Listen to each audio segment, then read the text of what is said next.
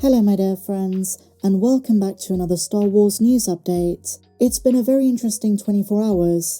Yesterday, Empire magazine posted a very cryptic tweet. Tomorrow, 4 PM, of course talking about today when I'm posting this video, and a Star Wars themed tease with the words, "Hello there." Hello there. Star Wars fans lost their minds. We've been theorizing all over social media about what this could be. Many fans expected something relating to Ewan McGregor, maybe an interview where he announces Kenobi Season 2. But considering Disney just announced a bunch of things including the Mandalorian and Grogu release date, and that was for their Q1 earnings call, I didn't expect a surprise announcement of this magnitude, not for Empire magazine. So then I thought, well, what about The Acolyte? It's the next big Star Wars live-action show. We're still a few months away though. If, as rumours suggest, it's going to be sometime in May or June, then you'd expect these kind of exclusives from various magazines like Variety, Hollywood Reporter, to release maybe sometime in March, but not the start of February. That's usually when we get exclusive stills, cast interviews, plot details, and so on.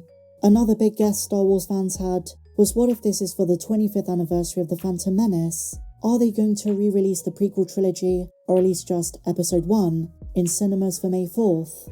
It would be the most logical win for Disney. In this newfound age of prequel appreciation, a sort of renaissance, where fans who were the appropriate age when those films came out and were George Lucas's target audience now make up a big portion of the adults in the fandom. At a time where shows are acknowledging major aspects of the prequel trilogy, or even tie into them, and in some cases, continue their story, it would be a very easy cash grab for Disney. Well, that didn't end up being the case either. Instead, it is celebrating 25 years since The Phantom Menace, but it's simply some exclusive interviews with various members of the cast and crew, including concept designer Ian McGregor and legendary stunt coordinator Nick Gillard. And this is all going to be in the next issue that's released, so let's see what they said. This comes from EmpireOnline.com. The fall of Anakin Skywalker, the collapse of the Republic, the rise of Emperor Palpatine, and the creation of Darth Vader. It's been 25 years since the Star Wars prequels changed everything. Back in 1999, The Phantom Menace exploded into cinemas in an unprecedented cultural event. And just before we carry on, this is so true. I mean, the excitement for The Phantom Menace was anticipation that if you weren't there and you didn't see what was going on, you would never believe. It was way more than for The Force Awakens, which in and of itself was a cultural phenomenon. Star Wars fans had been talking for a decade and a half, coming onto 2 decades, about what George Lucas would do in Episode 1. The commercials, the magazines where people would try to get any kind of insight they could, it was insane. Oh, and just an aside, do you guys remember this guy?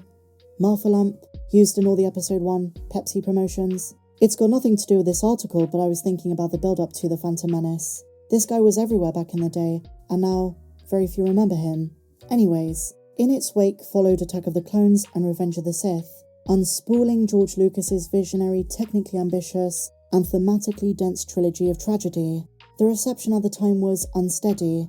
Today, they're hailed as a vital and beloved era of Star Wars history. The new issue of Empire is an epic celebration of Episodes 1, 2, and 3, revisiting the movies with the people who made them. We have brand new cast interviews, major conversations, and exclusive photo shoots with Anakin Skywalker himself, Hayden Christensen, and the one and only Emperor Palpatine, Ian McDiarmid. Also speaking to Ewan McGregor, Natalie Portman. I think that's pretty major, hearing some kind of retrospective about Padme, Liam Neeson, Qui-Gon Jinn, Samuel L. Jackson, who I do think wants to return more than anything on their memories of the trilogy. I think this is pretty huge for prequels fans. They're also going to revisit iconic sequences with producer Rick McCallum, stunt coordinator Nick Gillard, and concept designer Ian McGregor, breaking down the pod race scene in Episode 1, the arena battle in Episode 2, and the Mustafar duel in Episode 3. We get a closer look at rarely seen concept art from across the trilogy, and they're even going to catch up with Elon Sleaze-Bagano himself, Matt Doran, that's the Death Sticks guy from Episode 2. I was hoping for something more substantial, but it's important to stay level-headed. Not everything's going to be a massive announcement. That being said, these conversations could lead to something more. Ewan McGregor wants to do a Kenobi Season 2. And you guys know, this is my favourite trilogy. This was my childhood. They should really re-release Episode 1 though, in 4K in cinemas. I'd be there. I'm sure a lot of fans would as well. Now we have some pretty awesome Mandalorian news. Ludwig Göransson, the composer whose music is synonymous with the show itself, says he wants to return to score the Mandalorian and Grogu film. Göransson scored the music for the first 2 seasons, but for The Mandalorian Season 3 he only did the main themes, with Joseph Shirley doing the rest, just as he did for Book of Boba Fett. Göransson is a very busy man, a very talented, busy man, one whose career has been so satisfying to see grow as much as it has. I adored the score on Oppenheimer, Tenet, Black Panther, Creed 1 and Creed 2, but despite still having a lot of projects in the works, it seems like he wants to prioritize the big screen Mandalorian outing. And I've got to say, I so hope he does. The Mandalorian Season 2 score in particular is my absolute favourite, with Ahsoka Lives and Open the Door being 2 of my most favourite tracks in all of Star Wars.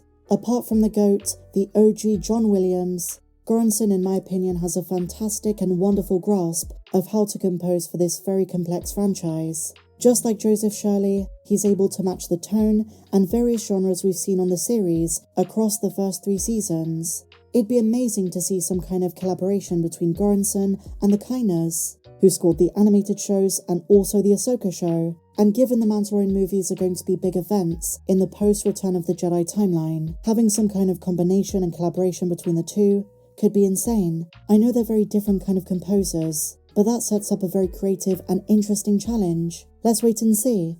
Göransson told Games Radar in a brand new interview he saw the announcement for the Mando movie, and he wants to work on it, saying, quote, "That would be great. I saw the news the other day, and it would be so fun." It was a resounding yes for the already iconic Swedish composer, and he's been doing much more with Christopher Nolan's Oppenheimer as well. An Oppenheimer live in concert event was held in Los Angeles last month, and on the subject of his soaring success, he says he was blown away by the whole thing, but that coming back to work on something Mandalorian related is close to his heart, something he has a lot of passion to do. And just an aside, The Mandalorian and Grogu had a supposed logo release.